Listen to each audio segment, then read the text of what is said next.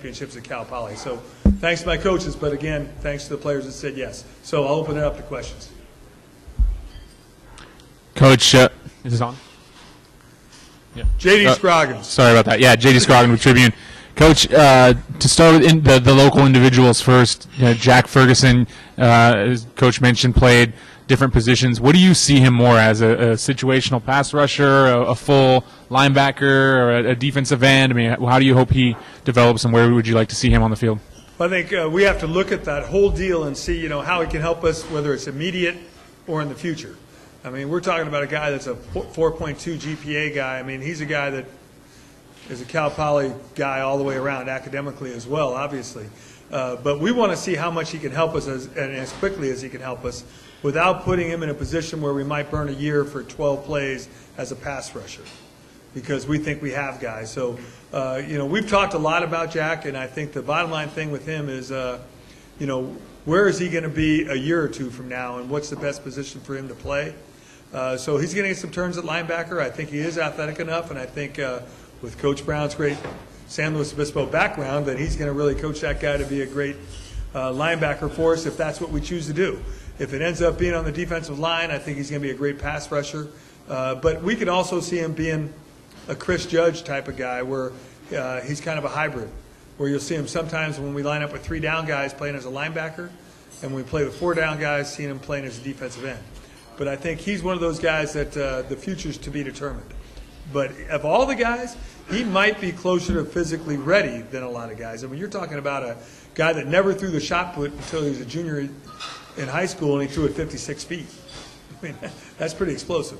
I mean, his weight room numbers are incredible. His 40 times incredible. If you met him, and if you know him in this community, hopefully you've met him. I mean, he's a good-looking guy for a guy that's 18 years old. So is he ready? Maybe, but again, we have a lot of returning starters, and we have a lot of returning players on our football team. So I think the future is yet to be told on him.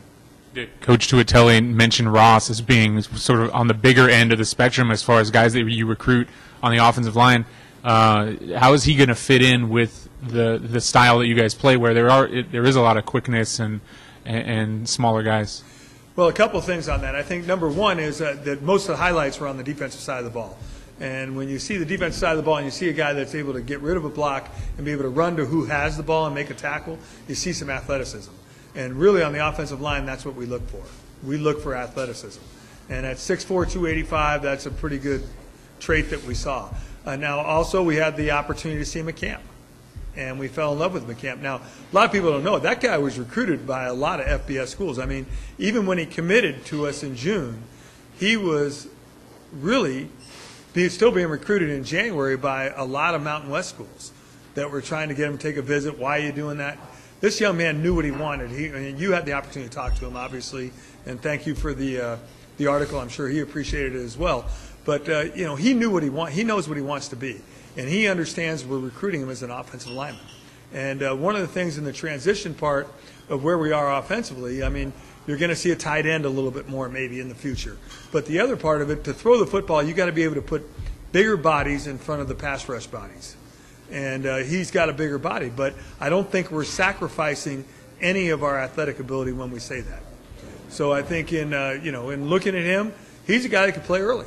He could. Now Willie, hopefully we have enough guys in the program where he doesn't have to, and he's going to have 5 years to play for. But he's a guy, if you asked him, he's going to play as soon as he can possibly play, and we like that attitude. So we're real excited about Ross, and think he's a great addition to Cal Poly, but he's a great addition to our football program, and happy he's here.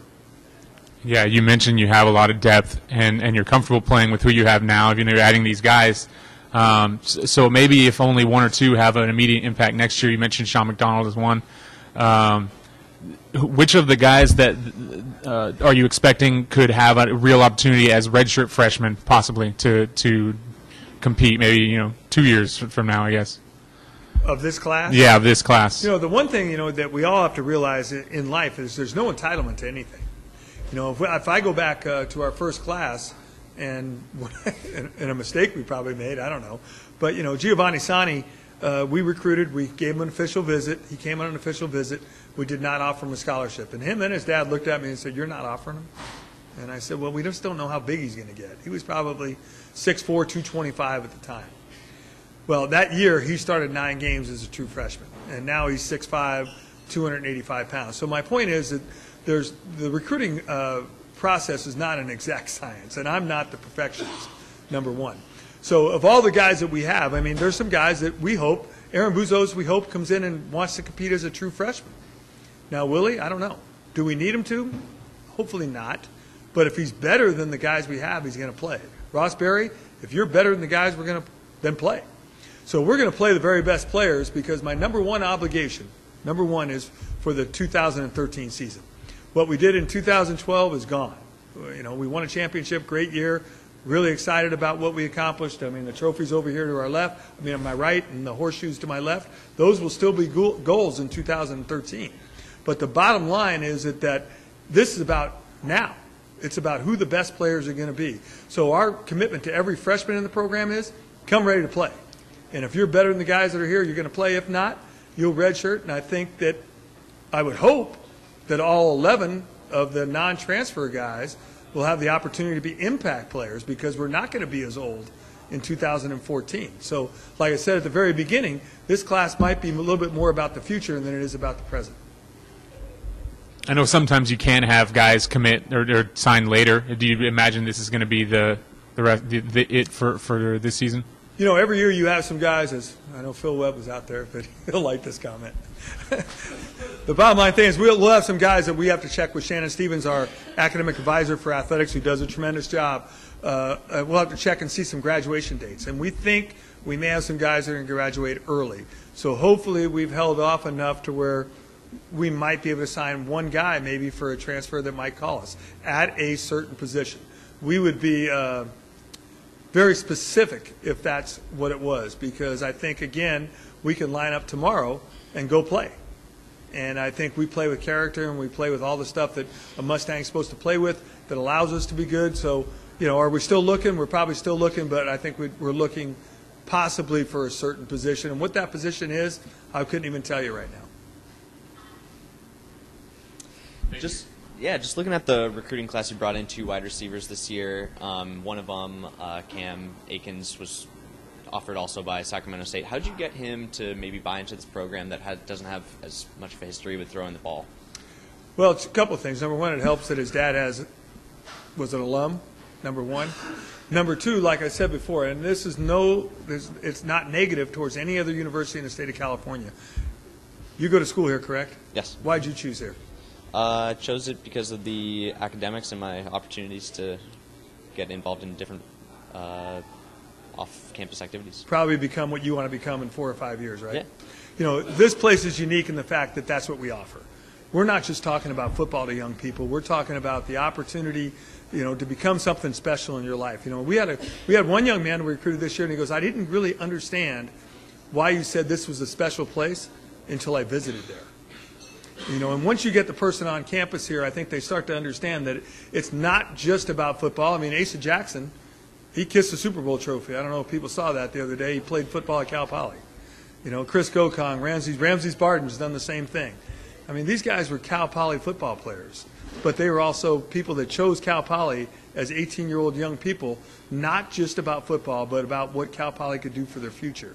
And a guy like Cam Akins, I think that, you know, I think he got the fact, and definitely his parents did, but they get the fact that this is a good place for their sons to go to school to become a complete guy, not just a complete football player, which is our job. And don't get me wrong when I say this, I want to win every game we play.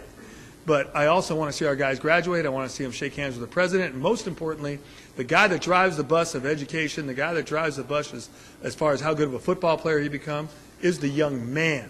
We want to see that guy grow into the young man that his mom and dad expect him to grow into when he leaves home and goes away to college for 4 or 5 years. And that's why I think Cam Akins chose Cal Poly. We've talked about a couple guys who either were originally recruited by FBS schools or had even an offer from an FBS school in McDonald. Do you think putting FBS teams on the schedule has helped you kind of sell the program past, you know, to athletes that are on the line? Well, if you can beat one of them, yeah, which you did. That's a good thing, I guess. But the bottom, you know, as far as the whole thing goes about FBS, I mean, you know, we understand who we are. as a football program. I really do think, as coaches we do, and I actually think our players do as well, in the fact that we know we're not Notre Dame, we know we're not Alabama, we know we're not LSU. Okay, and, you know, if I threw a couple of schools out there, we're a couple of conferences. Are we the middle of the pack Mountain West? Are we the middle of the pack Old WAC, Sun Belt Conference? You know, and you can look those schools up. We are. And we prove that. Not just Cal Poly doesn't prove it. The best FCS schools prove it year in and year out. We can compete against certain schools on a week in and week out basis. As an FCS school, we can go play some schools. And we're going to compete. Are we going to beat them all the time? I don't know. You know, we play Colorado State and Fresno State next year, two great programs, great coaches, great deals and all those things. But, you know, our guys believe they can play with them. So we're going to go compete, and we're going to give it an opportunity. So I think, you know, the FBS thing, we understand we're not who we're not, but we understand also who we are, and we respect who we are. We respect the Big Sky Conference. You know, one young man on his trip asked me a good question, I thought, for a young person to ask. He asked me, you know, who's your big game next year? And I said, we got 12 of them.